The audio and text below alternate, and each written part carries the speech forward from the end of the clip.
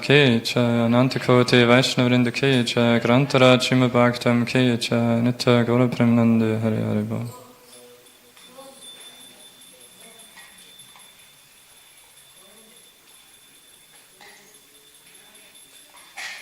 Om Namo Bhagavate Vasudevaya. Om Namo Bhagavate Vasudevaya. Om Namo Bhagavate Vasudevaya. Hare Krishna, today we are reading Srimad Bhagavatam, Canto 14, The Appearance of Lord Varaha, text 29 and 30. So we'll recite 29. Savachakutanga vega. Savachakutanga nipata vega. Vishirna kukshistanayan udanvan. Vishirna kukshistanayan udanvan. Utrishta dirgarmi buchari vartash. Utrishta dirgarmi buchari vartash. Chukrosha yakyeshvara pahimeti. Chukrosha yakyeshvara pahimeti. Savachakutanga nipata vega. Vishirna kukshistanayan udanvan. Utrishta dirgarmi buchari vartash. Chukrosha yakyeshvara pahimeti.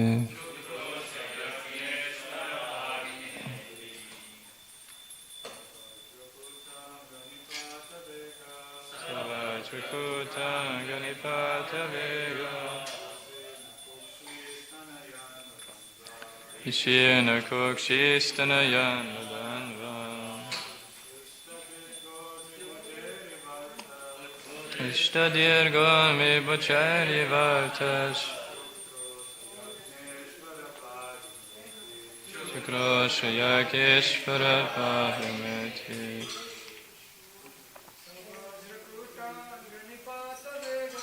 Savachakutanga nipata vega.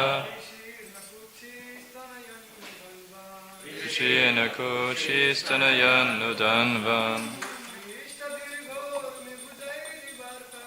Utrishta dirgami buchari vartash.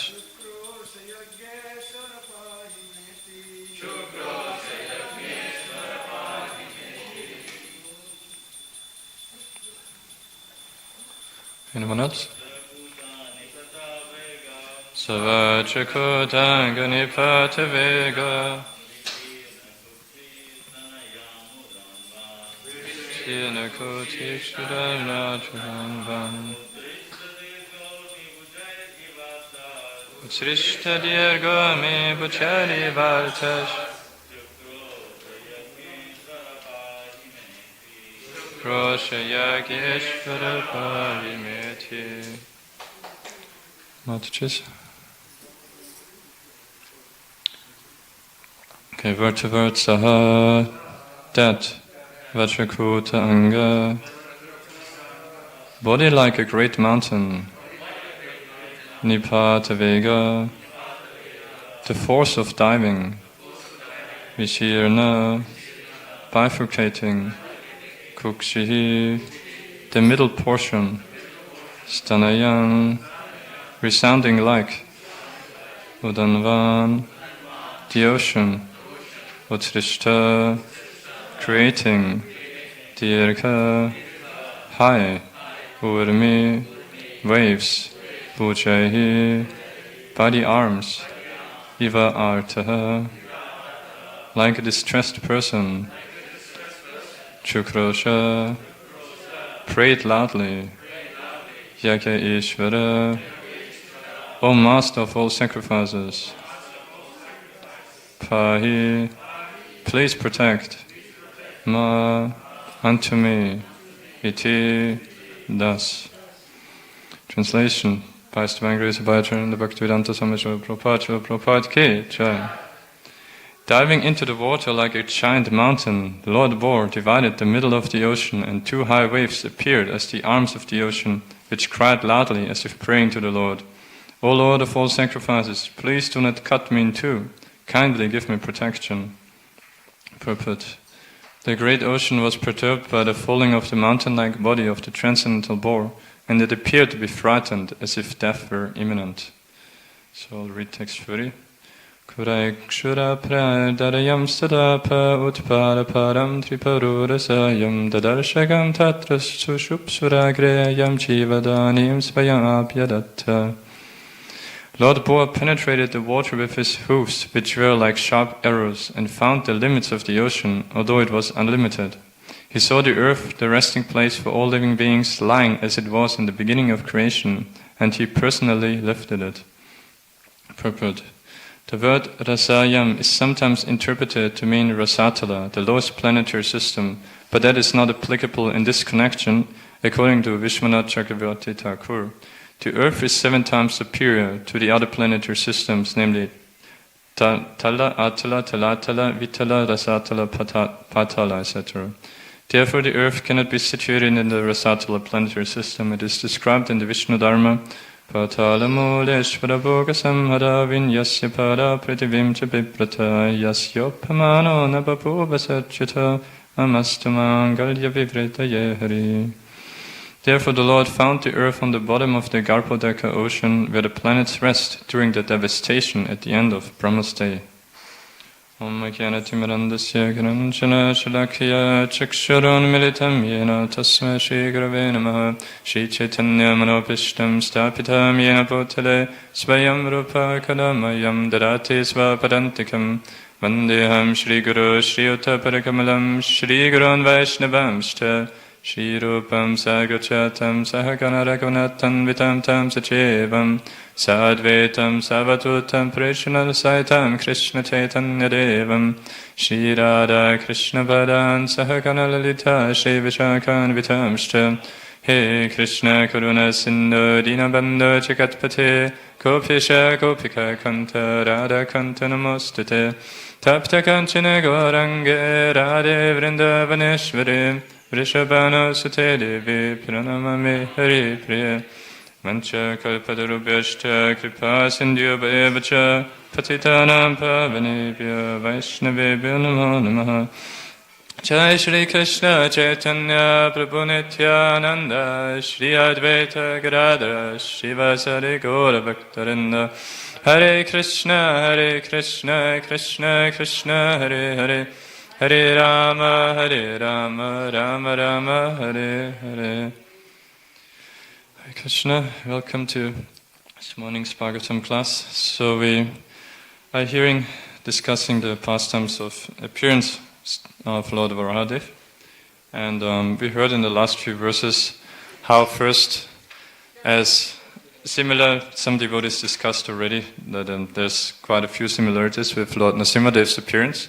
And one of them is that he first roared very loudly. And by doing this, we heard he encouraged the devotees and simultaneously disheartened the demons, as is always the case when the Lord gives his powerful transcendental vibration. And then in text 27, we heard saw how Lord Varahadev exhibited his transcendental opulence, even in the form of a boy, as Shukara Rupa. So, and Rajanath Krishnapur on Friday was discussing that nicely.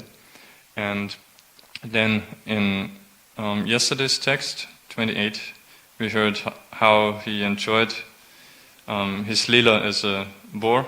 Namely, because in the previous text we heard, or few texts a bit more, the opulent, so that we understand, and not not just we who read here, but even in the past time, like we heard that all the inhabitants of the high planetary systems there, Mahaloka, Tapaloka, Chanaloka, and of course Satyaloka, they were all witnessing Lord Varahara appearing from the nostrils of Lord Brahma and then expanding into this huge form of a boar.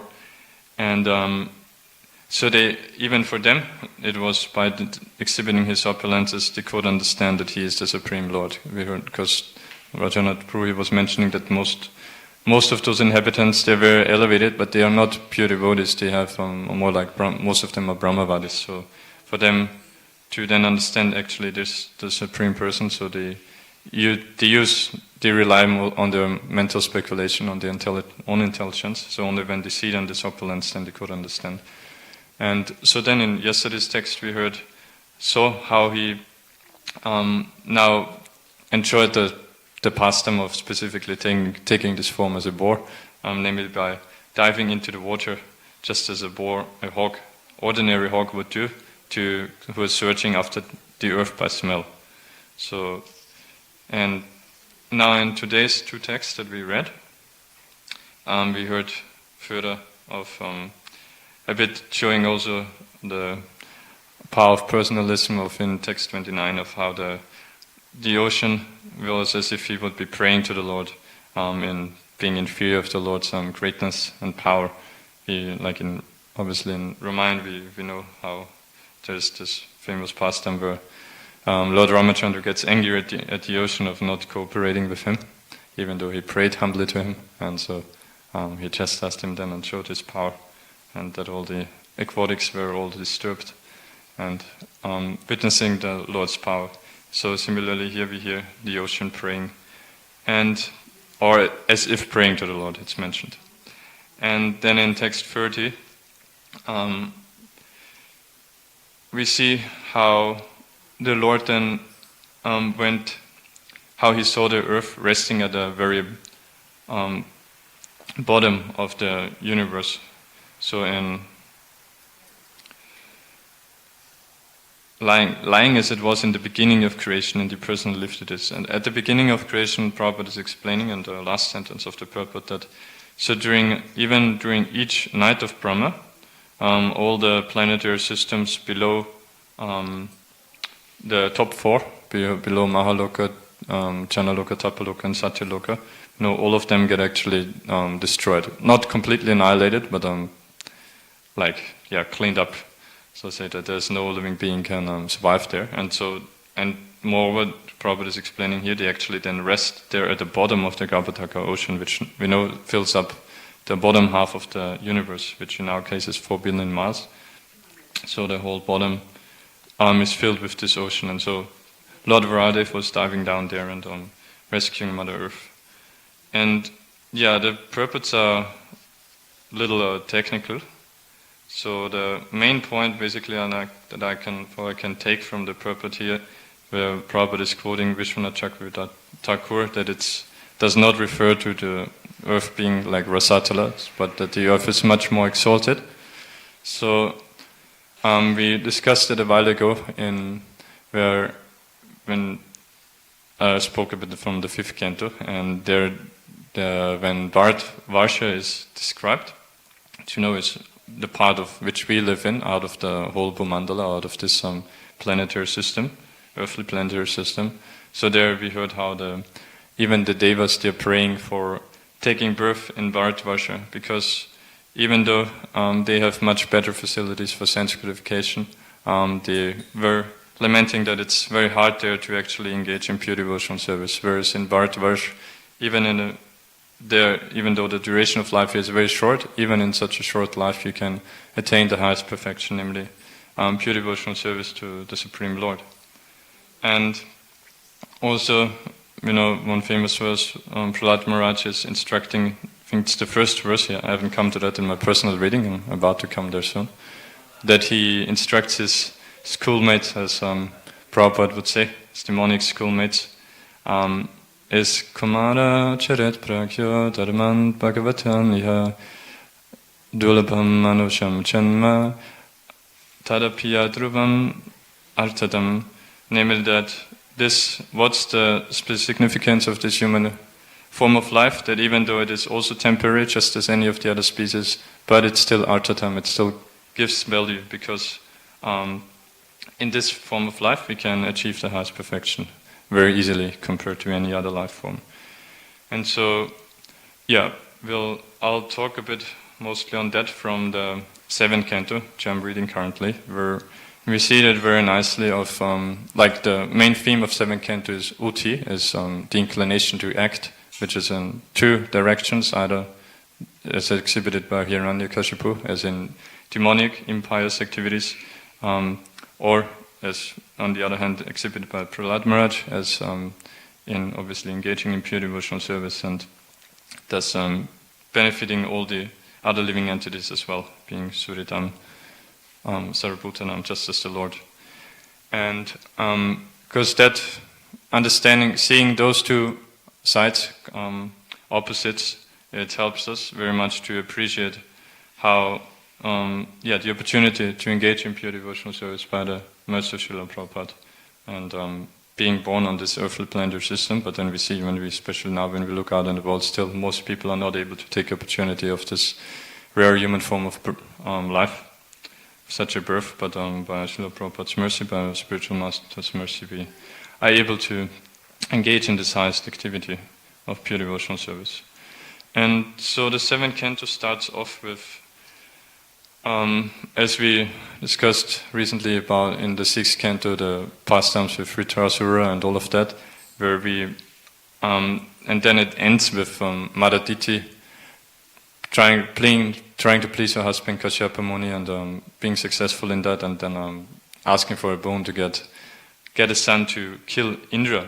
Why? Because she is very lamenting that the Lord appeared for Indra's sake and killed her two sons, Hiranyaksha and Hiranyakashipu. And so then, that's why in the start of 7th canto, Maharaj Parikshit, for our benefit, he asks Shukadeva Goswami of how is it that the Lord apparently acted partial, that we know he is supposed to be impartial, but then he took the sides of Indra. And then, so Shukadeva Goswami discusses it a bit elaborately. I'll just say a few points from that and then move on. So one thing he explains we have to understand is the Lord is always transcendental nirguna, and he doesn't take material birth, as we heard recently also, especially in an incarnation with Lord Varaha. It's very important to understand, not to offend the Lord, but to appreciate even at such a inconceivable form like a boar. He's Acha, he doesn't take a material body at any time. So Sambhavami Atma Maya, he appears by his internal potency. And so understanding that, then we can also understand that there cannot be any material contamination, such as duality of favoring someone and because of being attached to someone materially and disregarding someone else whom you don't like, whom you hate. And also, another point how we can understand, which Shukadeva Goswami is explaining there, that the Lord is never partial, or even in this case, that by apparently favoring the demigods, is that the demigods, they are generally situated in Sattva Guna, and the time factor generally enhances Sattva Guna. We know its maintenance is under goodness. And so it's not the Lord's choice to put them into this mode, it's everyone's free will of what mode we associate with.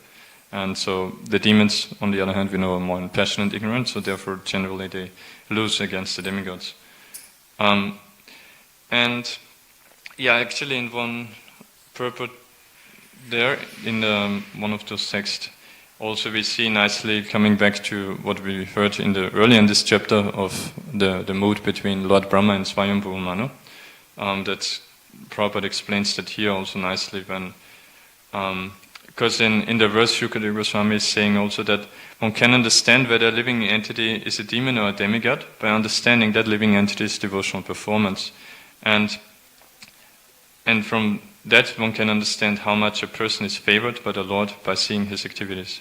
And Prabhupada is explaining that we see that one person is able to do very wonderful things, perform very wonderful service, whereas for another person it might be very difficult to even do very simple things which just requires ordinary common sense.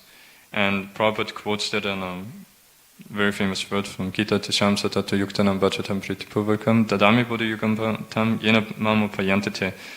And Prabhupada explains that there that a teacher instructs the student if the student is capable of taking more and more instructions, so which we discussed earlier in this chapter. Just linking back to that.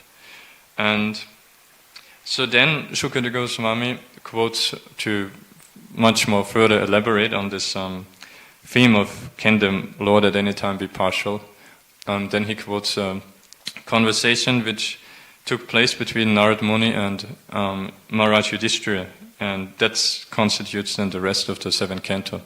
And that was happened at the Rajasuya sacrifice, after Shishupal was killed in front of the eyes of everyone there. And we know everyone saw how Shishupal then merged into the body of Krishna as a light, a fulgent light, and so everyone could understand that he attained liberation. And so Maharaj Yudhishthira points that out to Narad Muni. How can it be that we know otherwise we see examples like King Vena, that someone who blasphemes the Lord, and we know Shishupal was famous for right from birth. The first, he couldn't even speak properly, but already he was blaspheming Krishna, however much he could. So he's saying, yeah, someone who blasphemes the Lord generally is destined to go to hell, as we see in the example of King Vena. And then, so how can it be that, again, is the Lord partial? Why did he liberate Shishupal? And then later Dantavakra. And so then, one point there, which so Narad Muni, he explains that the glory of demons like Shishupal is that they are fully absorbed in the thought of Krishna and of Krishna's form. So they accept that Krishna has this form, beautiful form, and they meditate constantly on this form. So much so Narad Muni says actually they are much greater than ordinary devotees like me, because their absorption is so intense, I am not able to think of Krishna so much. Obviously out of his natural Vaishnava humility is saying like that. And Prabhupada explains there that one must consider the form of Krishna very seriously, and in that way, then such demons become purified, and so they are able then to attain the Lord's mercy. Whereas demons like ordinary demons, like King Vena, or Prabhupada is quoting there, nowadays great politicians, philosophers, and so on, they don't think of Krishna. They blaspheme him, deride him, but they don't accept his form, they don't think of his form. And so, so much so Prabhupada is saying here that they actually take great trouble trying to banish Krishna even from Bhagavad Gita itself. As we know, Prabhupada many times he would talk on that. And so then Narad Muni explains, Maharaj Yudhishthira then further asks how, because Narad Muni explains, there also mentions how Hiranyakashipu, he actually tortured his son Prahlad Maharaj, and so then Maharaj Yudhishthira asks, how can it be like a father, even if he's a demon, naturally you're very affectionate to your children. And so then, to answer that, Narad Muni starts off by explaining how he could get to hate his own son.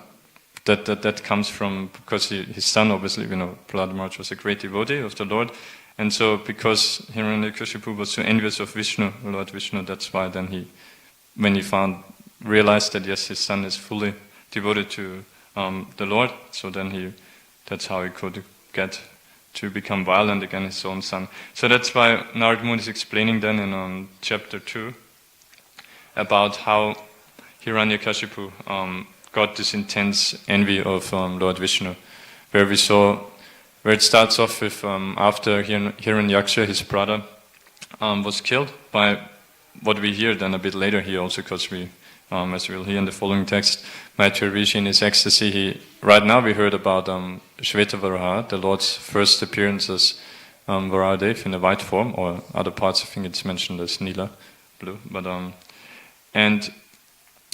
but then he will talk also about Raktavarahadev, where he appeared to kill Hiranyaksha. So having killed Hiranyaksha, then Hiranyakashipu obviously who naturally was, Narad Muni obviously also, before he explains to Maharaj Yudhishthira about the background of Hiranyaksha and Hiranyakashipu, that they actually are originally giant Vijay, pure devotees from Vaikuntha, and then, how they got cursed by the 4 Kumaras.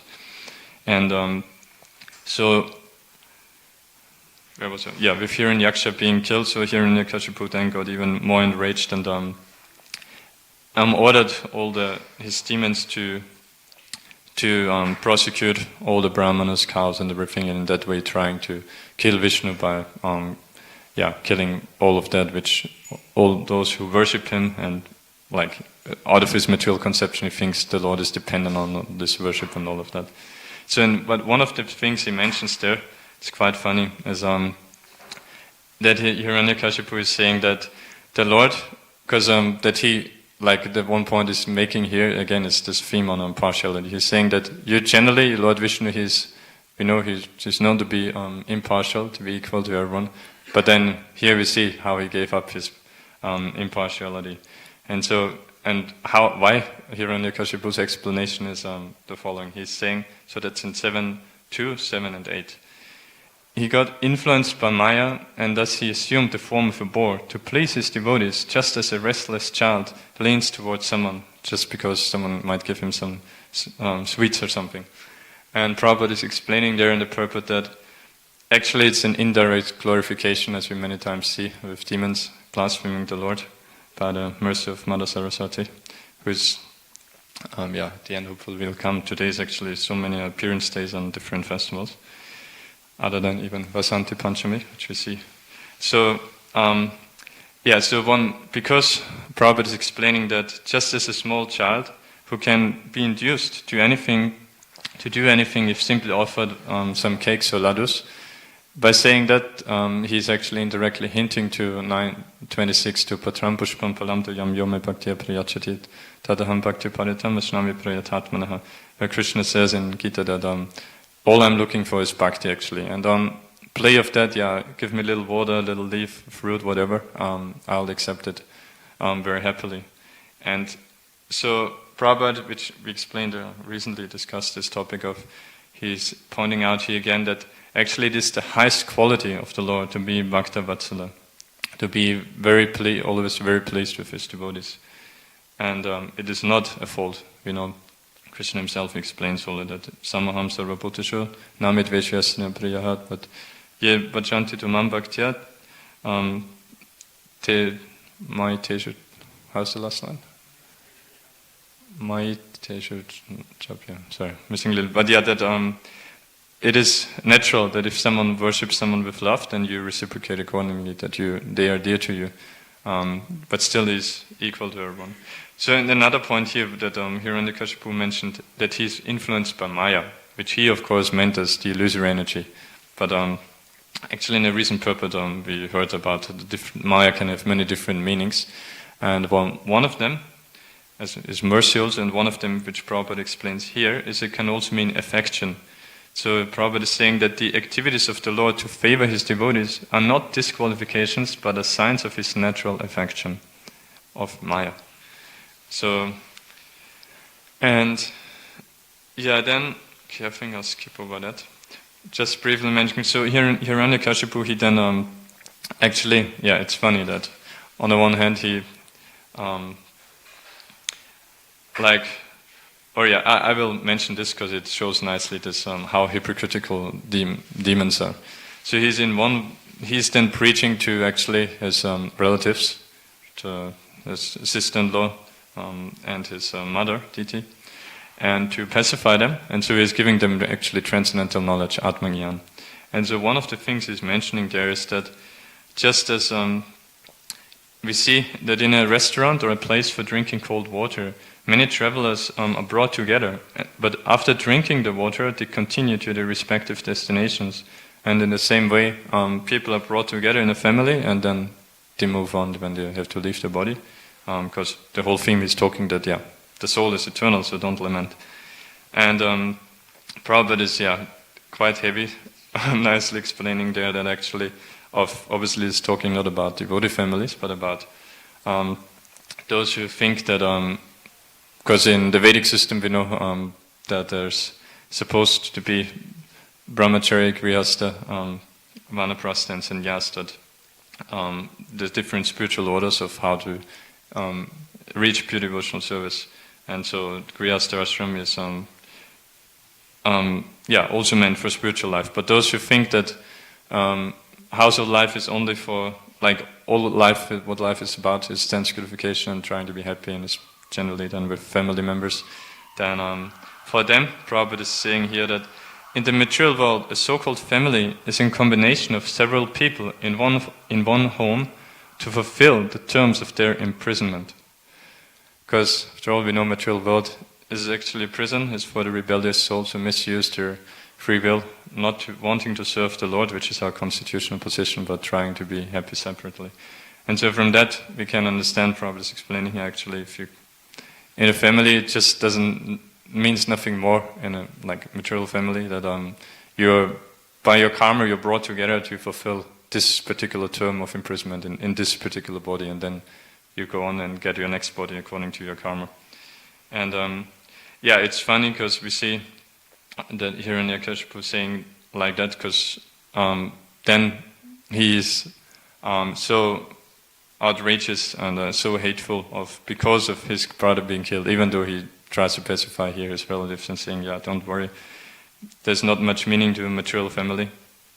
But and another, so then he's quoting a story of how Yamaraj once appeared to the queens of King Suyagya, who was killed in battle, and because they couldn't give up the lamentation. And I won't go into that, just one nice thing there is Yamaraj at one point he quotes a story of how two Kulinga birds were killed by a hunter in the forest, who first caught the female bird, and then the male bird, watching his wife being caught, lamented greatly, and in that way then the hunter easily could shoot him and so kill both of them. But so one point that the male bird in his lamentation makes there is that our baby birds are bereft of their mother, waiting in the nest for her to feed them. How shall I be able to maintain them? And Prabhupada is making the point there that fathers and mothers have protective feelings for the children even in the bird and beast society. And so the point Prabhupada is making there that we see here from this pastime that even animals, they are lamenting because they have this natural protective feelings for their children. But then we see now in Kali Yuga we are so degraded that we see that it's people are killing the embryos in the womb just as if it would be a normal thing. And the so-called scientists and scholars, they're supporting this by claiming that the life comes there. It's not really life. Life comes at some later stage and things like that.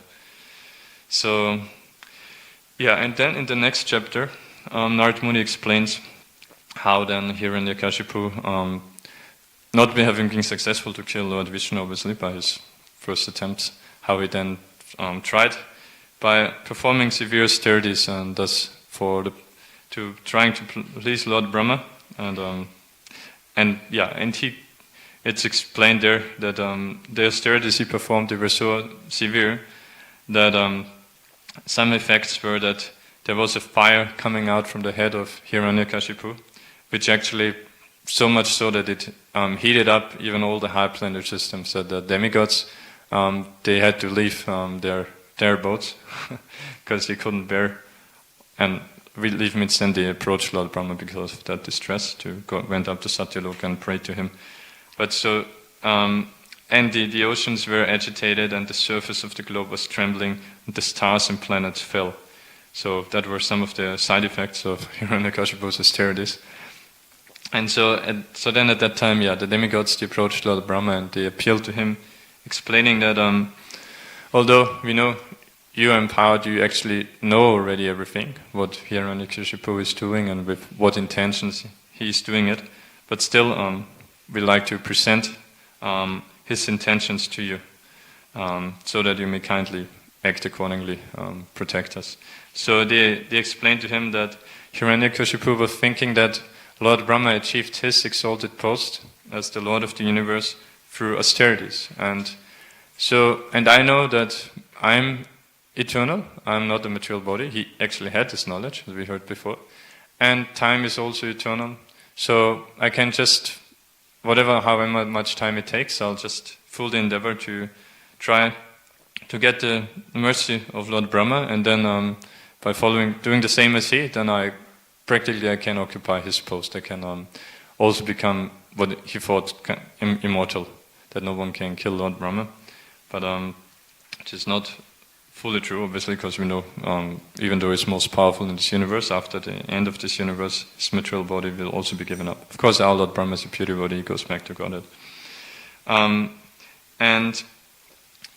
So one thing the demigods mentioned here also is that he's trying to obtain your post, and Prabhupada quotes there, or explains then the purport that we saw that especially during the rule of the Mohammedans in India, how many servants actually tried to occupy and did successfully occupy the post of their masters, which is a very abominable thing, like to even think about it and what to say of doing it, because we know Shudras, they're naturally supposed to be obedient servants of the higher caste. So, but anyway, and one, maybe didn't put it yet. I heard that Chaitanya Charitamrita set will be put on the altar, because now we have, Nityananda Triyodashi is coming up soon. Before that, now we have, including today, many appearances of all the associates of Mahaprabhu. And so Prabhupada is quoting there also something from Chaitanya Charitamrita, namely the example of Subudhi Roy, who one time had a Mohammedan servant, and later than that servant, by a hook or crook, occupied the post of the Nawab of Bengal, Hussein Shah.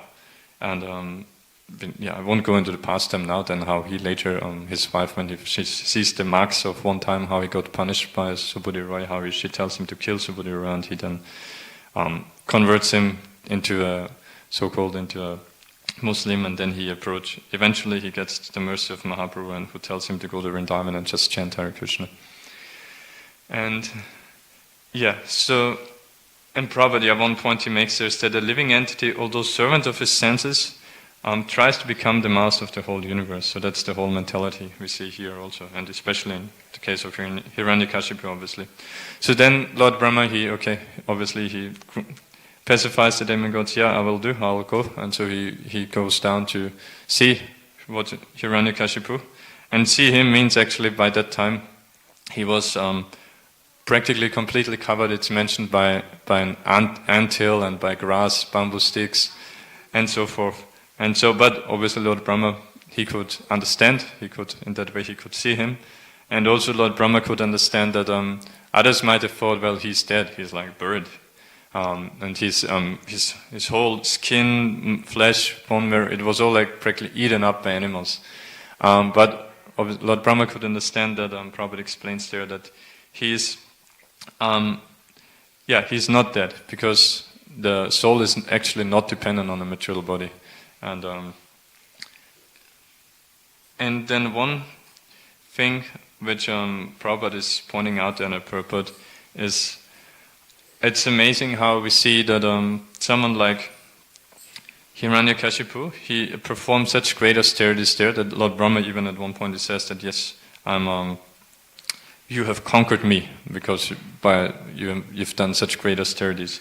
And he also told him that such the kind of austerities you did, no one has ever done before, not any one of the great sages such as Brigha Muni, nor will anyone ever do. So he glorified his austerities, and Prabhupada is explaining that, then one might think, well, if he's so great, then why is he still considered a demon? And obviously it is because the purpose with why he controlled his senses for such a long time, so intensely, was then to actually gain full sense gratification. And whereas, on the other hand, Prabhupada is saying, when we look at Prahlad Maharaj, he was, at the pastimes we will hear then at that time, said to be only 5 years old. So what could he do? Prabhupada is saying, like a small boy, how much can he perform? What can he do? But then his devotion is so great, he is glorified so much. So from that we see bhakti is completely beyond any external considerations. And Prabhupada is saying there then that, so one who performs severe austerities for sense gratification is fearful to the entire world, whereas a devotee who performs even a slight amount of devotional service is a friend to everyone, Suridam Sarabhutanam. So Lord Brahma then, obviously we know he grants his request here in Hiranyakashipu, glorifying him as if he would be the Supreme Personality of Godhead, but then having his doubts, that's why he puts then his specific many conditions. We know how he thinks that he can attain immortality. And so then in the next chapter, Narad Muni explains how Hiranyakashipu had, when he had taken over then the universe, meaning not Satyaloka, not the top planetary systems, but at least till Svagaloka, the heavenly planets, so that how all the demigods became his servants, were so fearful that even when he blinked his eye or raised his eyebrow, they already extra faithfully tried to serve him and not to get chastised, because with no reason many times he chastised them. And so he gives actually there a nice description of also how the enjoyment is like in the heavenly planets, and he mentions even that Narad Muni, that I myself, the Vidyadharas, the Apsaras, the sage, and all the great sages always offer prayers to glorify Hiranyakashipu. Obviously, Narad Muni is not, pure devotee is not under the control of such a person, but as in the past time he also took part in that. And so then he describes from verse 7:4:16 to 18 some more astonishing facts, specifically how Mother Nature, how she was also so fearful of Hiranyakashipu and thus naturally fully showed her opulences for his pleasure. So some of the things mentioned there is that the planet Earth, she supplied grains without even being plowed. The cows, they supplied abundant milk. The sky was beautifully decorated with wonderful phenomena, and the oceans, and along with their wives, the rivers, supplied in plenty gems and jewels. And the trees and plants, they produce fruits and flowers in all seasons, which is something we otherwise we see in Vrindavan, in Golok Vrindavan, or in spiritual world, and obviously even here in Vrindavan, how in Vrindavan there's forests, which some forests have all the seasons at one time, others have one particular season all the time, and so forth. But here we see how fearful they were of the power of Hiranyakashipu. They did like that. And so, having explained all this enjoyment of Hiranyakashipu, then Narad Muni concludes with, and that's 7:4:19. Saitam nirchita kakub ekarad vishayan priyan yatopachosham punchana natripyada chitendriyaha. So having, in this way, having conquered the entire universe, being Ekarat, the one ruler, because it's him explained before also that, like, he took up all the functions of the demigods of like Indra to pour rain, for Vayu, to control the wind, for watering, drying, and even of the sun. So he was Ekarat. And he had Vishayan Priyan, he had the most dear sense gratification, the best sense objects available.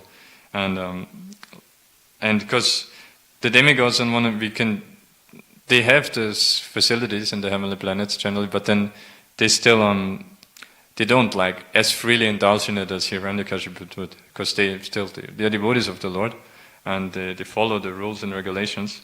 But Hiranyakashipu, it's explained he took great pleasure, great pride in breaking all the rules and regulations. So that we can understand from that perspective he had greater enjoyment than the demigods. So the most dear sense gratification, and he enjoyed it yata upachosham, as much as possible. But still not ripyat, he was still not satisfied. And how is that? Because achitendriyaha, because he he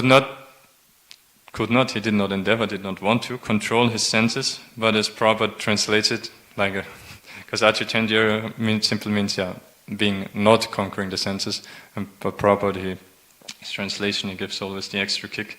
So he explains that Hiranyakashipu was dissatisfied because instead of controlling his senses, he remained their servant. Because that's, Prabhupada many times would say, if you are not a Goswami controlling your senses, a devotee, then you're a Godas, then you're a servant of the senses. That's what it means if you don't control your senses. So, because that's quite amazing to think that Hiranyakashipu, he had like practically unlimited enjoyment and power, but then actually all he was still was a servant of his senses, and that's why he couldn't be satisfied. And then it's explained that all the brahmanas, so they were obviously very dissatisfied with Hiranyakashipu, and they cursed him and prayed to the Lord, and specifically the 4 Kumaras I mentioned there. And then I'll go to... So then the demigods or all the inhabitants, they offer their prayers to the Supreme Lord in their desperation. And I mentioned it last time how the Lord appeared then as a simplest transcendental sound vibration, not exhibiting his form, but giving them assurance that yes, I will come, and Hiranyakashipu, he will be killed soon simply by having acted so sinfully, and then especially when he will tease Prahlad Maharaj, then I won't tolerate that. So that's how chapter 4... No, it doesn't end. Then in the chapter further, Narad Muni actually mentions already then about the glorious qualities of Prahlad Maharaj. And interest of time, I'll just mention a few points from here, which one is that he's explaining how, that's quite famous, of how Prahlad Maharaj right from birth, he was uninterested in childish playthings, and he simply remained silent and dull, being fully absorbed in Krishna consciousness. And further then, how so? The Sanskrit there is, he was Krishna Graha Krihi Tatma. He was fully attracted to simply being influenced by Krishna, whose influence was as strong as that of a planet, Graha. And because of that, then Prahlad Maharaj, he could not actually understand, like in that mood. Obviously, he had transcendental knowledge; he could understand on one side, but he could not understand how can people be simply absorbed in sense gratification. So he couldn't understand how the world is going on. Naveda Jagad Idrisham, how the world is going on like this. And so then another thing which is mentioned there is that Prahlad Maharaj, he was always embraced by the Lord. Govinda Parirambitaha. I'll come back to that later, which Prabhupada quotes in the chapter after as well.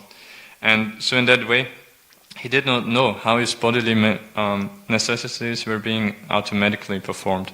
So he didn't even, and Prabhupada gives the example there, just as a small child who is cared for fully by his parents, is satisfied simply being on the lap of his mother and doesn't worry about anything of about his eating, sleeping, or any of his material necessities. And there's some more beautiful descriptions, but I'll have to skip over and come to... So then,